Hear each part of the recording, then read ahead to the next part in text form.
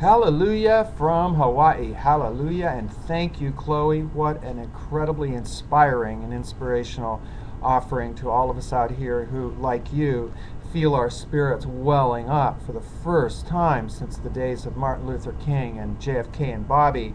For the first time, really believing that we can bring in the light of what's left of the mythological American dream, what's left of our Bill of Rights and the best side of the Constitution, the idea that we're here for life, liberty, and the individual pursuit of transcendental happiness, not materialistic, not militaristic, but transcendental happiness, the kind of happiness that comes from deep within.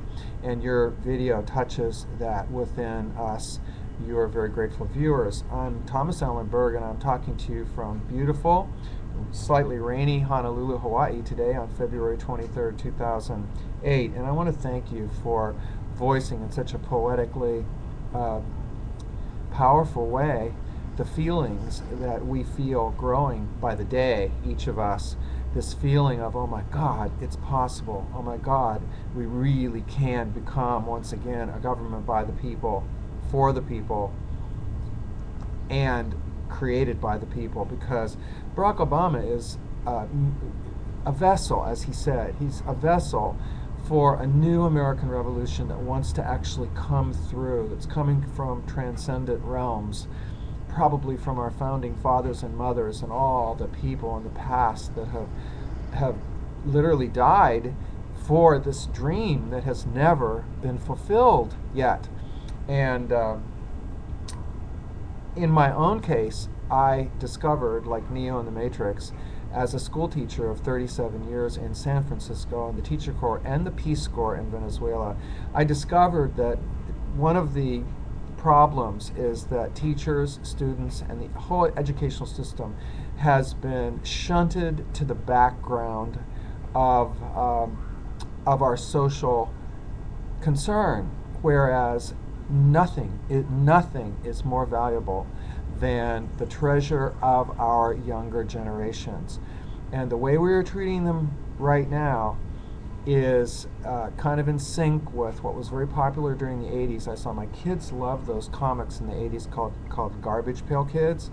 And I realized back then, that's when I began to wake up, and I realized that they were identifying that's how they feel. They feel that way. And so I taught every grade, kindergarten through 8th grade, and I saw how the hopes and dreams of children to be the transcendental beings that they really came to Earth to be, not just Uncle Toms to these outdated systems. I saw how it was squelched year by year by year.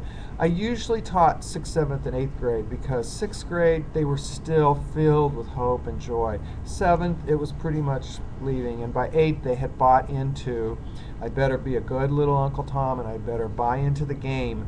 And that's when I began to write my book, Uncle Tom's Classroom, or How One Public School Teacher Awakened His Students to the Cosmic Super Self Within.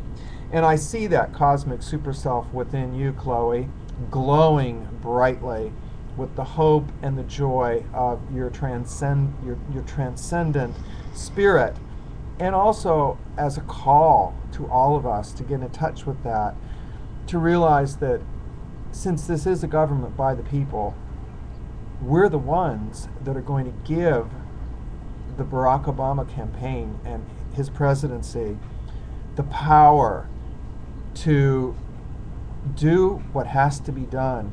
You talk about that he is willing to tell the truth, and there are so many areas, as I'm sure you know, where the truth needs to be told, and my expertise, of course, is in the public school system, and the truth is not being told there. No Child Left Behind is a terrorization program that terrorizes schools, faculties, teachers, parents, causes great amounts of unreported, self-inflicted, well, in our counseling room, in a typical middle school, you have girls come in all the time that have put razor blades to their arms, and they do not even report in America anymore an actual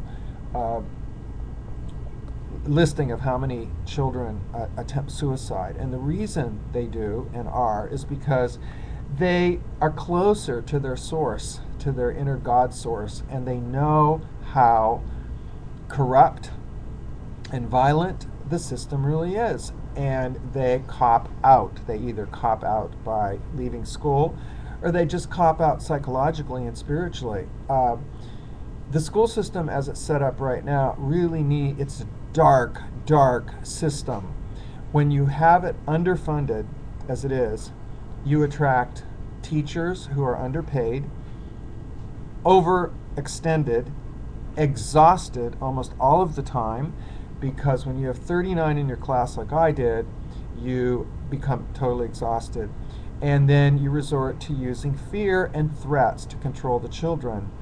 By using fear and threats to control and discipline the children, you are using dictatorial tactics in the convoluted hope that somehow or other you're going to produce a nation of democratic thinkers. Impossible. You can't.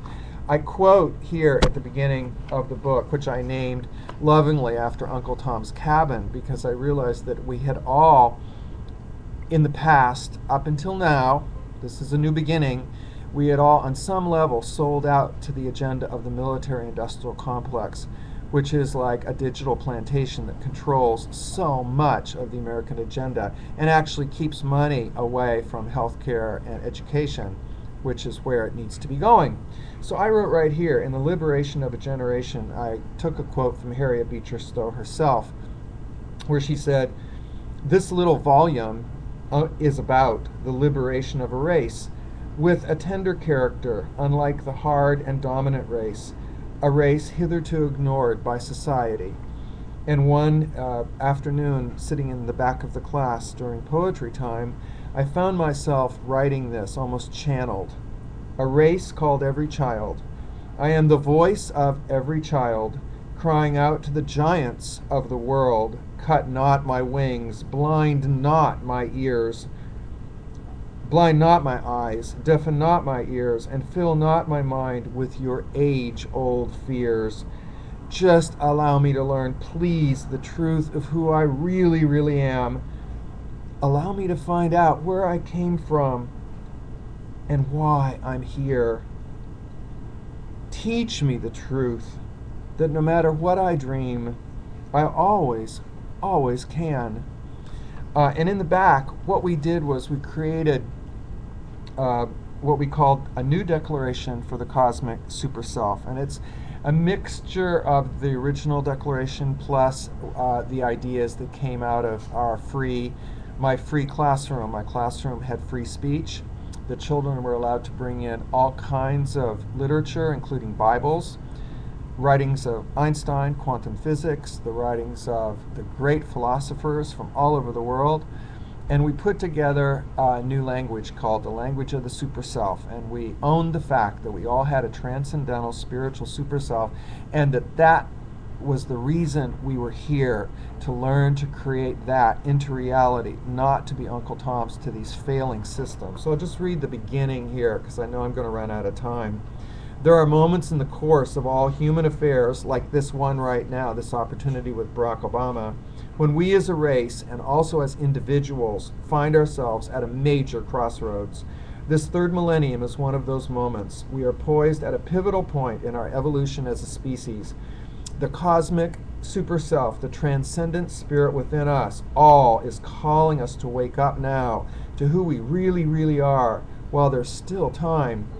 We are being invited to step forth now and declare our total and absolute freedom from the past and their old paradigms based on our divine rights. The choices we make today will influence and affect many generations to come.